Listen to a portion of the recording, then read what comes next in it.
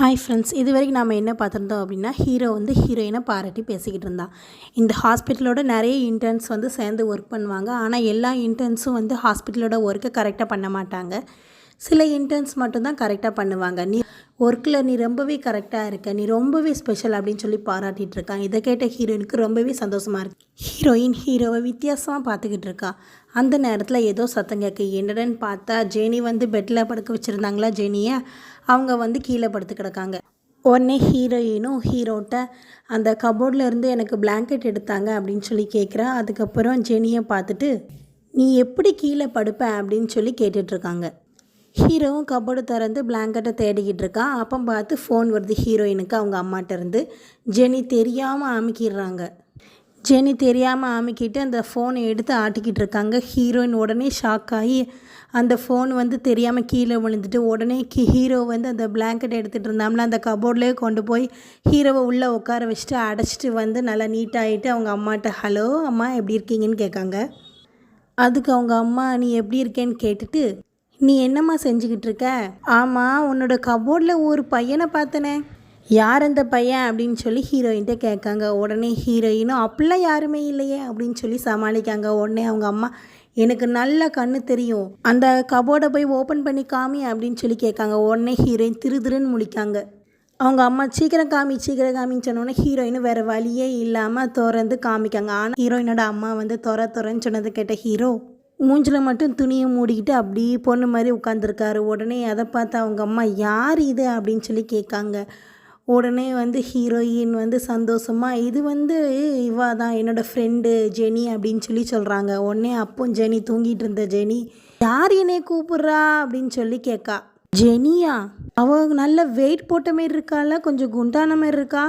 ஆமாம், அவள் ஏன் கபோர்டுக்குள்ளே ஒளியணும் அப்படின்னு சொல்லி கேட்காங்க.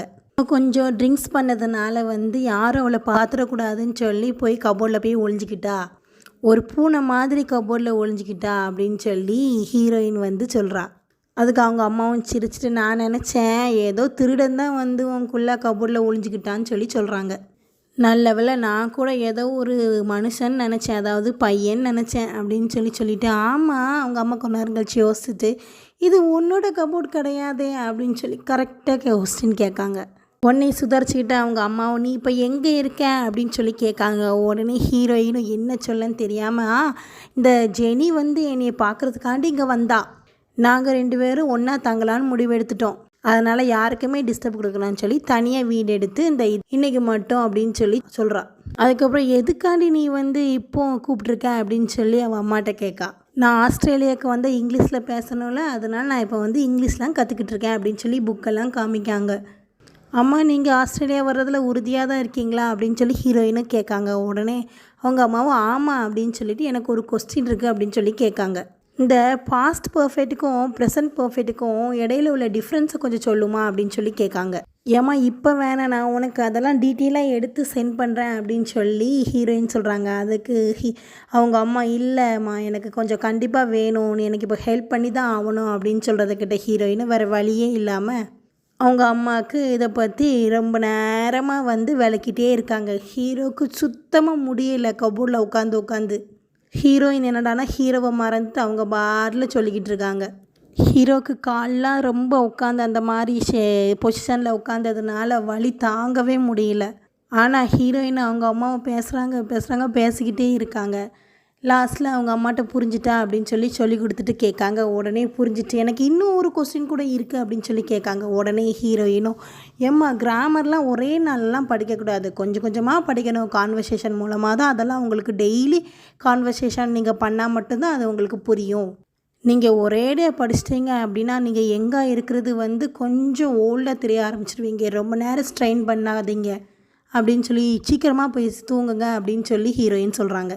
ஆமாம்ல, நான் தூங்கணும் அப்படின்னு சொல்லிவிட்டு அவங்க அம்மா கட் பண்ணிவிட்டு தூங்க போயிட்டாங்க, எங்கே தெரியணும் அப்படிங்கிறதுக்காக. ஹீரோயின் ஒரு வழியாக முடிஞ்சிட்டு அப்பாடி அப்படின்னு சொல்லி உட்காரையில் ஒரு சத்தங்கக்கு ஹீரோ தான் போடுறான். உடனே ஹீரோயினும் அங்கே கபோர்டு திறந்து சாரி நீங்கள் இருந்ததே நான் மறந்துட்டேன், இப்போ நீங்கள் வெளில வாங்க அப்படின்னு சொல்லி சொல்கிறான். உடனே ஹீரோவும் வந்து வெளியில் வராமல் உட்காந்துட்ருக்கான்.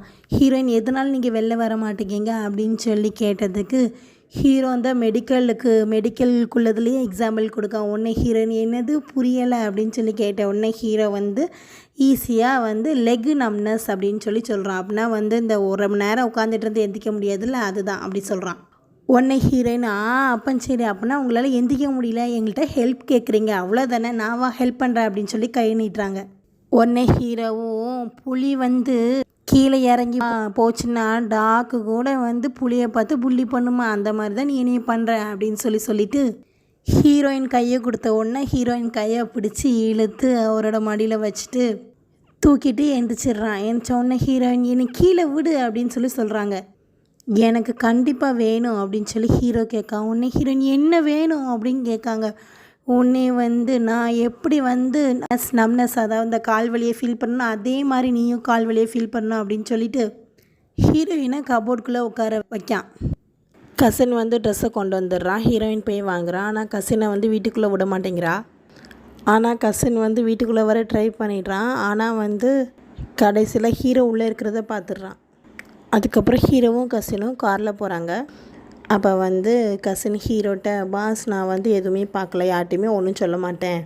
ஹீரோ வந்து அதை கண்டுக்கிறாம ஹீரோயினுக்கும் அவங்க அம்மாவுக்கு என்ன பிரச்சனை அப்படின்னு சொல்லி கேட்கான். அதுக்கு கசினும் வந்து ஹீரோயின் வந்து ஆஸ்திரேலியாவில் இருக்கணும், லாயர் ஆகக்கூடாதுங்கிறது தான் அவங்க அம்மாவோட ஆசை. நீங்கள் ரொம்ப ஹீரோயின்குள்ளே மேட்டரில் இன்ட்ரோ ஆகிற மாரி இருக்கே என்ன அப்படின்னு சொல்லி கேட்கான். அதுக்கடுத்து கசின் சொல்கிறான், நீங்கள் 2 பேரும் கப்பல் ஆகிறதுக்கு வாய்ப்பே இல்லைன்னு சொல்கிறது கேட்ட ஹீரோ ஏன் எனக்கு வந்து அவளை பிடிக்காதுன்னு நினைக்கியா அப்படின்னு கேட்டுறதுக்கு கசின் சொல்கிறான், இல்லை அவளுக்கு தான் உங்களை பிடிக்காது. உடனே ஹீரோ ஏன் அப்படின்னு சொல்லி காரை நிறுத்திட்டு கேட்குறான். கசின் வந்து ஒரு டைரி எடுத்து அதுலேருந்து ரீட் பண்ணுறான். ஹீரோயினுக்கு இந்த 4 குணங்கள் இருக்கிற பேசனை தான் பிடிக்கும் அப்படின்னு சொல்கிறான். அது என்னென்னா, ஃபஸ்ட்டு வந்து உயரமாக இருக்கணும், கொஞ்சம் பிக்காக இருக்கணும், ஆனால் நான் அப்படி இல்லை. அப்புறம் செகண்டு மெச்சூரிட்டியாக இருக்கணும், அதுக்கப்புறம் நல்லா படிச்சிருக்கணும். உடனே ஹீரோ எல்லாமே நான் இருக்கனே அப்படின்னு சொல்கிறான். அப்புறம் தேர்டு ஜென்டிலாக இருக்கணும், கேரிங்காகவும் இருக்கணும். அதை படிச்சுட்டு கசின் ஹீரோவை பார்த்து நீங்கள் அப்படி இல்லையே, அதுக்கப்புறம் எனக்கு ஊட்டி விடணும், அதுக்கப்புறம் என்னை காப்பாற்றுறதுக்கு தைரியமாக என்னை காப்பாற்றணும். உடனே ஹீரோவும் கசின் படிச்சுட்டு இருந்த அந்த டைரி, சின்ன குட்டி டைரி, அதை பிடுங்கிட்டு இது எங்கேருந்து உனக்கு கிடச்சிது அப்படின்னு சொல்லி கேட்கான். அவளோட ஹைஸ்கூல் டைரியிலேருந்து நான் காப்பி பண்ணி வச்சுக்கிட்டேன். உடனே ஹீரோவும் அதை கிழிச்சிட்டு மற்றவங்களோட ப்ரைவசியானதெல்லாம் நீ வச்சிருக்கவே கூடாது அப்படின்னு சொல்லி கிழிச்சு கசக்கிற மாரி கசக்கி இங்கே வச்சுக்க அவனே வச்சுக்கிறான். அதுக்கப்புறம் ஹீரோ கசினை இறங்க அப்படின்னு சொல்கிறான். உடனே கசின் இங்கே நான் இறங்க வேண்டிய பிளேஸே இல்லையே அப்படின்ன உடனே ஹீரோ வந்து கசினை பார்த்து என்னது அப்படின்னு சொல்லி மிரட்டினோன்னா இல்லை நான் இங்கேயே இறங்கிறேன் அப்படின்னு சொல்லி இறங்கிட்டு குட் நைட் பாஸ் அப்படின்ட்டு போகிறான். அவன் போனவுடனே அந்த கசங்கின பேப்பரை நீட்டாக எடுத்து வச்சுட்டு ஹீரோ வந்து அதை பார்த்துக்கிட்டு இருக்கான். என்னோட அப்பார்ட்மெண்ட்டை தான் காமிக்காங்க. அப்போ அலாரம் அடிக்கி ஹீரோயின் எழுந்திரிச்சு அமர்த்திட்டு ஒவ்வொரு வேலையாக பார்க்குறாங்க. வந்து அந்த முட்டையை வச்சுட்டு ப்ரெட்டை டோஸ்ட் பண்ணுற போட்டுட்டு பல்லெல்லாம் தேய்ச்சிட்டு வந்து ஃப்ரெண்டு ஜெனிட்ட வந்து சொல்கிறாங்க, வந்து ஒர்க்குக்காக போகிறேன், வேலைக்கு போகிறேன், நீ வந்து நல்லா ரெஸ்ட் எடு, உடனே நீயே வருத்திக்கிறாத, கொஞ்சம் வந்து கொஞ்சமாக பால் குடி, உன்னோட தலைவலிலாம் போயிடும், நல்லா ரெஸ்டடு அப்படின்னு சொல்லிட்டு கிளம்புறாங்க. ஜெனியும் அப்படின்னு சொல்கிறா. அதுக்கப்புறம் டாக்ஸி பிடிச்சி போய்கிட்டு இருக்காங்க. அவங்களோட பிரேக்ஃபாஸ்ட்டை வந்து கார்லேயே சாப்பிட்டுட்டு போய்கிட்டு இருக்காங்க அந்த ப்ரெட்டை.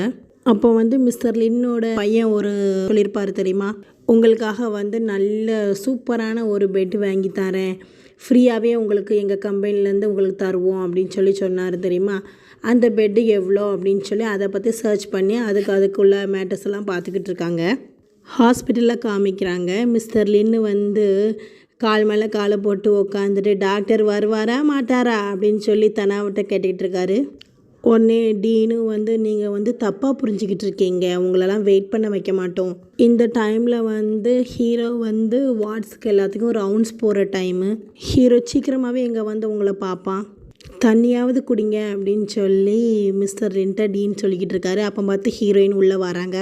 உடனே டீன் வந்து ஹீரோயினை பார்த்துட்டு நீ கரெக்டான டைமுக்கு வந்திருக்க, மிஸ்டர் லின் வந்து ஹீரோவை பார்க்கணுன்னு ஆசைப்பட்றாரு, நீ வந்து அவனை கூட்டிகிட்டு வாயேன் அப்படின்னு சொல்கிறாரு. உடனே ஹீரோயினும் ஹீரோவை கூப்பிட்றதுக்காண்டி போகிறாங்க. அப்போ வந்து ஹீரோ கரெக்டாக வந்துடா, 2 பேரும் இடிச்சிக்கிறாங்க. அப்போ வந்து நேற்றுக்கு 2 பேருக்கும் இந்த ஹீரோ வந்து தூக்காமல அந்த சீன் ஞாபகம் வருது. அதுக்கப்புறம் ஹீரோ வந்து ஹீரோயின் கையை பிடிச்சிருந்தா ஹீரோயின் கையை தடான்னு இழுத்து விட்டுறாங்க. உடனே வந்து ஹீரோ, நான் இப்போ வந்துட்டேன் மிஸ்டர் லின், நான் உங்கள்கிட்ட கொஞ்சம் பேசியே ஆகணும் அப்படின்னு சொல்லி ஹீரோ சொல்கிறான். உடனே மிஸ்டர் லின்னும் ஒரே ஒரு ரெக்யூஸ்ட் தான் உங்கள்கிட்ட வைக்கிறேன், உங்களோட ஹாஸ்பிட்டலோட ஃபீஸை வந்து நீங்கள் வந்து எனக்கு ரீஃபண்ட் பண்ணியே ஆகணும் அப்படின்னு சொல்லி சொல்கிறாரு. உடனே ஹீரோயினும், உங்களோட ப்ரீவியஸ் முன்னாடி கம்ப்ளைண்ட் பண்ணதை வச்சுட்டு வந்து நான் வந்து தரவாக இன்வெஸ்டிகேஷன் பண்ணிட்டேன். ஹீரோ வந்து எந்த ஒரு மிஸ்டேக்கையும் பண்ணலை. அதனால் வந்து அவர் உங்களோட டிசீஸை பற்றியும் பொய்யாவும் சொல்லலை. அதனால் ஹாஸ்பிட்டல் வந்து உங்களுக்கு திரும்பி பணம் தரவே தராது. அதேமாரி ஹாஸ்பிட்டல் தரதுக்கு பணம் கொடுக்கறதுக்கு அவசியமும் இல்லை. நீயே இன்வெஸ்டிகேஷன் பண்ணியா, அது எப்படி கரெக்டாக இருக்கும்? இந்த எங்கான ஹீரோவை பார்த்து நீ மயங்கியிருப்பேன், அதான் வந்து எனக்கு சப்போர்ட் பண்ணாமல் அவனுக்கு சப்போர்ட் பண்ணுறேன் அப்படின்னு சொல்லி மிஸ்டர் லின் சொல்கிறாரு. உடனே ஹீரோயினும், நீங்கள் ஹீரோவை பற்றி தப்பாக புரிஞ்சுக்கிட்டீங்க, ஆனால் உண்மையிலே அவன் ரொம்ப அப்படின்னு சொல்ல வரையில் ஹீரோ வந்து ஹீரோயினை ஒன்றும் சொல்லாதன்னு சொல்லிவிட்டு மிஸ்டர் லின்னை பார்த்து, நீங்கள் முதல்ல வரையில் வந்து உங்களுக்கு நாங்கள் வந்து ஆப்ரேஷன் வந்து ரெடி பண்ணியிருக்கணும், ஆனால் நாங்களுக்கு ஆப்ரேஷன் ரூம் வந்து ஆல்ரெடி நிறைய பேஷண்ட்ஸ் இருந்ததுனால உங்களுக்கு எங்களால் அரேஞ்ச் பண்ண முடியலை. அதே மாதிரி உங்களுக்கு என்ன மெத்தட் யூஸ் பண்ணணும் அப்படிங்கிறதுக்கும் அது உங்களை வந்து கண்காணித்தா மட்டும்தான் தெரியும். அதனால தான் உங்களை வந்து நாங்கள் வந்து இவ்வளோ நாள் ஆப்ரேஷன் பண்ணாமல் இங்கேயே வச்சு அப்சர்வேஷனில் வச்சுருக்கோம். நான் வந்து எல்லா இன்டர்நேஷ்னல் டாக்டர்ஸ்டையும் பேசிட்டேன். அதுக்கப்புறம் தான் உங்களுக்குள்ளதை வச்சு எப்படி ஆப்ரேஷன் பண்ணணும்னு சொல்லி எங்களுக்கு தெரிஞ்சிச்சு. நீங்கள் வேணால் இந்த ரிப்போர்ட்டை பாருங்கள் அப்படின்னு ஹீரோ வந்து மிஸ்டர் லின்கிட்ட கொடுக்கான். உடனே மிஸ்டர் லின், நான் பார்க்க மாட்டேன், எனக்கு இது தேவையும் இல்லை, நீ மட்டும் தான் பிளான் வச்சுருப்பியா, நானும் தான் பிளான் வச்சுருக்கேன், இதை பாரு அப்படின்னு சொல்லி ஒரு பேப்பரை எடுத்துகிட்டு ஹீரோட்ட கொடுக்காரு. நான் வேறு ஹாஸ்பிட்டலில் போனால் அவங்க சொன்னாங்க என் பாடியில் எதுவுமே இல்லை, எந்த ஒரு நோயும் இல்லை, நான் நல்லா இருக்கேன், தெளிவாக இருக்கேன்.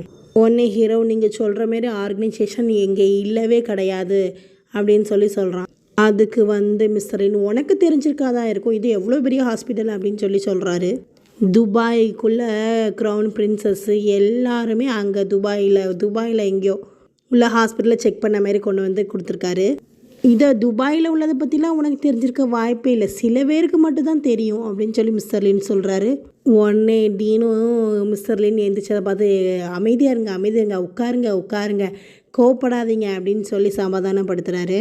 உடனே மிஸ்டர் லின்னும், நான் அமைதியாக இருக்க மாட்டேன், தண்ணிலாம் குடிக்கவே மாட்டேன், எனக்கு வந்து நீங்கள் வந்து திரும்பி பணம் தருவீங்களா இல்லையா அதை மட்டும் சொல்லுங்கள். அப்போ பார்த்து ஒரு நர்ஸ் வந்து கதவை தட்டி ஹீரோவை பார்த்து, ஒரு பேஷண்ட்டோட ஃபேமிலி மெம்பர் வந்து உங்களை பார்க்கணுன்னு சொல்லி வெயிட் பண்ணிகிட்ருக்காரு அப்படின்னு சொல்கிறத கேட்ட ஹீரோவும், உடனே மிஸ்டர் லின்னும், போய் பாரு அப்படின்னு சொல்லி தெனாவட்டாக சொல்கிறாரு. உடனே டீன் டாக்டரும், நீ போய் அந்த பேஷண்ட்டோட ஃபேமிலியை போய் பாரு, நானும் ஹீரோயினும் வந்து இவரை பார்த்துக்குறோம் அப்படின்னு சொல்லி அனுப்பி வைக்காரு. ஹீரோயினும், நீ கவலைப்படாத, நான் பார்த்துக்கிறேன் அப்படின்னு சொல்கிறா. அப்போ வந்து ஹீரோ எழுந்திரிச்சிட்டு, நான் ஒரு நல்ல டாக்டர் இல்லை, உங்களோட ரெஸ்பான்சிபிளான டாக்டராக இருக்கிறதுக்காண்டி உங்கள்கிட்ட சொல்கிறேன், கண்டிப்பாக உங்களுக்கு சர்ஜரி வந்து தேவை, எவ்வளோக்கு எவ்வளோ முடியுதோ அவ்வளோ சீக்கிரம் செய்யுங்க அப்படின்னு சொல்லி சொல்கிறான். உங்களோட பிரெயினோட டியூமர் எப்போனாலுமே வெடிச்சிரும் அப்படின்னு சொல்லிட்டு போகிறான். அப்போ வந்து இந்த பேஷண்ட்டோட ஃபேமிலி ஒருத்தன் வந்து, டாக்டர் இங்கே எங்கே அப்படின்னு சொல்லி கூப்பிட்றான். அவங்க இந்த ஃபேமிலி யார் அப்படின்னா வந்து இந்த மொத சீனில் வந்து ஹீரோயின் ஒரு தாத்தாவை வந்து காப்பாற்றுவாங்க தெரியுமா, அவர் மயங்கி விழுவார், ஹீரோ அதுக்காண்டி ஆப்ரேஷன் போய் உடனடியாக போய் பண்ணுவான் தெரியுமா, ஹீரோயினை கூட பிக்கப் பண்ணாமல், அந்த தாத்தா தான், தாத்தாவோட சொந்தக்காரனும் தாத்தாவும் வந்து பேசுகிறாங்க. அப்போ ஹீரோ வந்து அந்த தாத்தாட்ட, இப்போ நீங்கள் போகிறீங்களா ஹாஸ்பிட்டலோட அப்படின்னு சொல்லி கேட்கான். உடனே வந்து அந்த பேஷண்ட்டுக்கு பின்னாடி உள்ள பையன் வந்து, ஆமாம் இவர் எங்கள் கிராண்ட்பா தான், நாங்கள் வந்து உங்களுக்கு பர்சனலாக வந்து தேங்க்யூ சொல்கிறதுக்காண்டி தான் உங்களை கூப்பிட்டோம், உங்கள் வேலையை நாங்கள் கெடுத்துட்டோமா அப்படின்னு சொல்லி இந்த பையன் கேட்க. உடனே ஹீரோவும், அப்படிலாம் இல்லை அப்படின்னு சொல்லிட்டு, நீங்கள் வந்து உங்களோட பிளட் ப்ரெஷரை வந்து கம்ப்ளீட்டாக வந்து குறைக்கணும், வீட்டுக்கு போனதுக்கப்புறம் இங்கே வந்து திரும்பி வந்து ரீஹாபிலிட்டேஷன் பண்ணுறதுக்கு அடிக்கடி வரணும். உடனே அந்த தாத்தாவோட பேரங்க, ஆமாம் ஒரு பொண்ணு கூட வந்து தாத்தாக்கு ஹெல்ப் பண்ணதா அந்த ஏர்போர்ட்டில் கேள்விப்பட்டேன், உண்மையா? ஆமாம் அவள் கண்டிப்பாக ஒரு பொண்ணு ஹெல்ப் பண்ணா, அது வேறு யாரும் இல்லை, ஹீரோயின் தான், நிறையவே ஹெல்ப் பண்ணா அப்படின்னு சொல்லி ஹீரோ சொல்லிவிட்டு அந்த ஃப்ளாஷ்பேக்கை நினச்சி பார்க்கான், ஹீரோயின் எப்படி ஹெல்ப் பண்ணாங்கங்கிறத. உடனே அந்த பையனும் ஒரு சில்க்கு பேனர் கொஞ்சம் அந்த பேனர் மாதிரி உள்ளதை கொடுத்துட்டு ஹீரோட்ட கொடுக்கான். ஹீரோவும் வாங்கிட்டு தேங்க்யூ அப்படின்னு சொல்கிறான். அவங்க அதை கொடுத்துட்டு போயிட்டு வரோன்னு சொல்லிட்டு போகிறாங்க. ஹீரோவும் உங்கள் உடம்ப பார்த்துக்கோங்கன்னு சொல்லி வழி அனுப்பி விட்றான். அந்த பேனரில் என்ன எழுதியிருக்கு அப்படின்னா மெடிக்கல் எத்திக்ஸ் மெடிக்கல் ஸ்கில்ஸ்ன்னு எழுதியிருக்கு. அதை வந்து ஹீரோ ஃபோட்டோ பிடிச்சி ஹீரோயினுக்கு அனுப்பி விட்டுட்டு இன்றைக்கி உன்னை லஞ்சில் நான் பார்க்கணும், உனக்கு நான் வந்து லஞ்ச் வாங்கி தரேன், நம்ம மீட் பண்ணுவோம் அப்படின்னு சொல்கிறான். அப்போ வந்து மிஸ்டர் லின்னை காட்டுறாங்க. மிஸ்டர் லின்னுக்கு ஃபோன் வருது. அவரோட பையன்தான். அந்த பையன் வந்து லின்ட்ட கேட்காரு, எப்பா உங்கள் பணம் திருப்பி வந்துட்டா இல்லையா? ஒன்று லின்னும் இல்லை அப்படின்னு சொல்கிறாரு.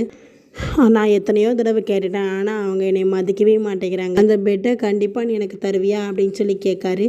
கண்டிப்பாக அப்பா உங்களுக்கு அது வந்து கிஃப்ட், என்னோடய கிஃப்ட் அப்படின்னு சொல்கிறான் அந்த பெட்டை. ஆனால் வந்து உங்களால் எவ்வளோ முடிஞ்சோ அவ்வளோகான அமௌண்ட் நீங்கள் வந்து அதுக்கு பே பண்ணால் போதும். ஒன்றும் இல்லை இன்னும் கண்டிப்பாக நான் வந்து பே பண்ணுறேன், நீ அந்த பெட்டை மட்டும் எனக்காண்டி வச்சிரு அப்படின்னு சொல்கிறாரு. நான் இன்றைக்கி மதியம் அங்கே வரேன் அப்படின்னு சொல்லி மிஸ்டர் லின் வந்து பேசிட்டு ஃபோனை வைக்காரு. அப்போது ஹீரோயின் பின்னாடி வந்து லின்ட்ட நீங்கள் இந்தாங்க தண்ணி குடிங்க அப்படின்னு சொல்லி குடிக்கா. நீங்கள் பெட்டு வாங்க போகிறீங்களா அப்படின்னு சொல்லி ஹீரோயின் தாத்தாட்ட மிஸ்டர் லின்ட்ட கேட்குறதுக்கு மிஸ்டர் லின் நான் வந்து பெட் வாங்க போகிறது உனக்கு எப்படி தெரியும் அப்படின்னு சொல்லி கேட்காரு. நான் வந்து அந்த ராயல் ரிப்போர்ட்டை வாசித்தேன், அதில் தான் போட்டிருந்துச்சி ட்ரீட்மெண்ட் பிளானுக்காண்டி நீங்கள் பெட்டு வாங்க போகிறதா. அந்த பெட்டு வந்து ரொம்பவே நல்லா இருக்குது, அதில் நான் படுத்த ரொம்பவே கம்ஃபர்டபுளாக வார்மாக ஃபீல் பண்ணுவேன் அப்படின்னு சொல்கிறாரு. அந்த பெட்டில் படுத்தோம் அப்படின்னா எல்லா டிசீஸ் எல்லா நோயையும் அது குணப்படுத்திடும் அப்படின்னு சொல்கிறாரு. உடனே ஹீரோயின் ஆமாம் அப்படின்னு சொல்கிறாங்க. ஆனால் அதோட ரேட்டு தான் கொஞ்சம் அதிகமாக இருக்கு அப்படின்னு சொல்லி ஹீரோயின் சொல்கிறாங்க. உடனே வந்து மிஸ்டர் லின்னும் அப்படிலாம் கிடையாது, உனக்கு தான் அதை பற்றி தெரியலை, கொஞ்சமாக அந்த பெட்டுக்கு செலவழிச்சா போதும், இந்த டிசீஸ் நோய்க்கெலாம் செலவழிக்கணுங்கிற அவசியமே இல்லை, கொஞ்சம் செலவில் நிறைய செலவு நான் வந்து குறைக்கிறேன் அப்படின்னு சொல்லிட்டு அதுக்கடுத்து தாத்தா எந்திச்சு போகல. ஹீரோயின்ட்ட டாக்டர் வேணும், ஹீரோவோட உன்னோட ஆட்டிடியூடு கொஞ்சம் பெட்டராக தான் இருக்குது. உடனே ஹீரோயின் ஆமாம் அது உண்மைதான், ஆனால் நான் ஆன்லைனில் பார்த்தேன் இந்த கம்பெனி வந்து சீட்டிங்கான கம்பெனி, பெட் கம்பெனி அப்படின்னு சொல்லி ஹீரோயின் சொல்கிறா. உடனே தாத்தாவும் நீ எப்படி அதை பற்றி சொல்கிற அப்படின்னு சொல்லி கேட்காரு. சீட்டர்ஸ் அப்படி தான் அவங்களோட ட்ரிக்ஸை வச்சுருப்பாங்க, அவங்க சொல்லுவாங்க எல்லா டிசீஸையும் நாங்கள் வந்து குணப்படுத்திடுவோன்ட்டு, நீங்கள் வந்து துட்டு கொடுக்குற வரைக்கும் தான் எல்லாம் சொல்லுவாங்க, ஆனால் நீங்கள் துட்டு கொடுத்துட்டீங்க அப்படின்னா அவங்க கண்டுக்கிறவே மாட்டாங்க அப்படின்னு சொன்ன உடனே மிஸ்டர் லின் ஆமாம் அது உண்மைதான், நீங்கள் எல்லாருமே சீட்டர்ஸ் தான் அப்படின்னு சொல்கிறாரு. ஆமாம் நீங்கள் எல்லாரும் என்னோட துட்டுக்காண்டி என்னையை சீட் பண்ணி எனக்கு ஹியூமர் இருக்குன்னு சொல்கிறீங்கல்ல. உடனே அதுக்கு ஹீரோயினும் அப்படிலாம் இல்லைனா உங்களுக்கு மேலே வந்து நாங்கள் எல்லாருமே வந்து கருணை, அதாவது கன்சர்னுக்காண்டி தான் உங்களுக்கு நாங்கள் வந்து ஆப்ரேஷன் பண்ணணும் அப்படின்னு சொல்கிறோம்.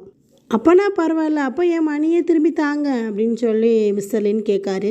நான் அந்த பெட்டை வாங்கினதுக்கப்புறம் நம்ம 2 பேரும் வந்து இந்த ஹாஸ்பிட்டலில் இருக்கிறத பற்றி பேசுவோம். அப்போ சரி உங்கள் ஃபேமிலி மெம்பருக்கு தெரியுமா நீங்கள் பெட் வாங்குறது அப்படின்னு சொல்லி ஹீரோயின் வந்து மிஸ்டர் லின்ட்ட கேட்குறாங்க. ஆமாம் அந்த பெட்டு விற்கிறவனே என் பையன்தான் அப்படின்னு சொல்லி அவர் சொல்கிறாரு. ஒருவேளை அவன் என்னை ஏமாத்துறாரு தான் பரவாயில்ல, நான் முடிவெடுத்துட்டு அந்த பெட்டை வாங்க போகிறேன்னு சொல்லிட்டு அப்படின்னு சொல்லி அவர் பாட்டில் நடந்து போயிடுறாரு. இந்த பக்கம் என்னடானா ஜெனி வந்து பெட்டில் படுத்துட்டு நான் இந்த நாளை ஃபேஸ் பண்ணவே விரும்பலை, கொஞ்சம் கஸ்டமர்ஸ் தான் சாப்பிட வந்தாங்கன்னா அது எனக்கு எவ்வளோ எம்ப்ரெசிங்காக இருக்கும் அப்படின்னு சொல்லி ஃபீல் பண்ணுறா. சரி என்ன செய்ய அப்படின்னு சொல்லி மனசை வந்து அவளே சமாதானப்படுத்திட்டு அவளோட ரெஸ்டாரண்ட்டுக்கு போகிறா. எல்லாமே நல்லபடியாக தான் நடக்கும் அப்படின்னு சொல்லிட்டு உடனே வந்து கையெடுத்து கும்பிட்டு காட் நீங்கள் தான் வந்து எப்போதும் போல் என்னை பிஸியாகவே வச்சுருக்கணும், இந்த ரெஸ்டாரண்ட்டை பிஸியாகவே வச்சுருக்கணும் அப்படின்னு சொல்லி கும்பிட்டுட்டு வந்து அவள் ரெஸ்டாரண்ட்டை பார்த்தா அங்கே பெரிய ஷாக்கு. அங்கே நிறைய பேர் வந்து இவக்குள்ள ரெஸ்டாரண்ட் சேரு டேபிள்ஸு எல்லாத்தையுமே எடுத்து ஒரு லாரியில் ஏற்றிக்கிட்டு இருக்காங்க. உடனே ஜெனி உள்ளே ஓடி போய் நிறுத்துங்க, என்ன செஞ்சுக்கிட்டு இருக்கீங்க, நான் ஒரு அரை நாள் தான் வரலாம், அதுக்குள்ளே எப்படி, யார் உங்கள்கிட்ட இதெல்லாம் எடுக்க சொன்னாங்க அப்படின்னு சொல்லி அங்கே வந்து எடுத்துக்கிட்டு இருக்க ஆள்கிட்ட கேட்கா. ஒருத்தர் தான் எங்கள்கிட்ட சொன்னார் இதை வந்து நாங்கள் மூட போகிறோமா, யார் உங்கள்கிட்ட சொன்னா அப்படின்னு சொல்லி ஜெனி கேட்கா. அவர் வந்து வைஸ் பிரசிடெண்ட்டாமே, அவர் மிஸ்டர் லூ, அதான் வேறு யாரும் இல்லை இவளோட பாய் ஃப்ரெண்டு தான். என்னது மிஸ்டர் லூ என் பாய் ஃப்ரெண்டா அப்படின்னு சொல்லி ஜெனி வந்து கேட்கா. உடனே அவர் ஆமாம் நீங்கள் வந்து அவர்கிட்ட கால் பண்ணி பேசிக்கோங்க அப்படின்னு சொல்கிறான். ஜெனியும் கால் பண்ணுறான். அது என்னடானா அவன் ஃபோன் வந்து சுவிட்ச் ஆஃபில் இருக்குது. அப்போ வந்து ஜெனிக்கு மெசேஜ் வருது, உங்களோட கிரெடிட் கார்டு, அதாவது கிரெடிட் கார்டில் வந்து ஒரு ஹோட்டலில் வந்து பர்ச்சேஸ் ஆகிருக்கு அப்படின்னு சொல்லி யாரோ வந்து அதை வச்சு யூஸ் பண்ணியிருக்காங்க அப்படின்னு சொல்லி பார்த்த உடனே அங்கே வந்து ஜெனி கிளம்பி போகிறா. அவளோட கார்டு வந்து அவள் பாய் ஃப்ரெண்ட் தான் யூஸ் பண்ணுறான் போல். அடுத்து என்ன நடக்குதுங்கிறத நம்ம நெக்ஸ்ட் பார்ட்டில் பார்ப்போம். இந்த ட்ராமா உங்களுக்கு பிடிச்சிருந்தா மறக்காமல் நம்ம ஆர்ஆர் ட்ராமாஸ் சேனலை லைக் பண்ணுங்கள், ஷேர் பண்ணுங்கள், சப்ஸ்கிரைப் பண்ணுங்கள். தேங்க்யூ.